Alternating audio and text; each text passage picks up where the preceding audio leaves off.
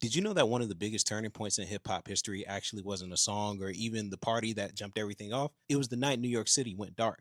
On July 13th, 1977, lightning strikes triggered a chain reaction across the power grid in New York and left roughly 8 million people without electricity. Now, the city itself was already in crisis, right? New York had narrowly avoided bankruptcy, but unemployment was super high, public services had been cut, and poor black and Puerto Rican neighborhoods were dealing with abandonment, years of it, especially in the Bronx. Now, when the lights went out, the anger kind of spilled over. Everything came to a head. And by the time the power was restored more than a day later, over 1,600 businesses had been looted, 3,000 people had been arrested, and firefighters were battling over 1,000 fires. Like it was a crazy time. But some of the stuff that disappeared came from electronic stores. We're talking turntables, mixers, speakers, and microphones. Now, at the time, equipment was expensive. Before the blackout, only a small number of DJs could really get a proper sound system to throw a real party. But then, almost overnight, more crews start popping up. Allegedly, Grandmaster Caz even said that he took a mixer during the blackout. And other people who lived through the era remember young DJs showing up in parks with equipment that they had never had before. Now, there's no inventory telling us exactly how many future DJs got their equipment that night, and historians still debate how large the Blackouts role actually played in everything. Because, I mean, hip hop was already there, right? Cool Herc had already thrown that party at 1520 Sedgwick.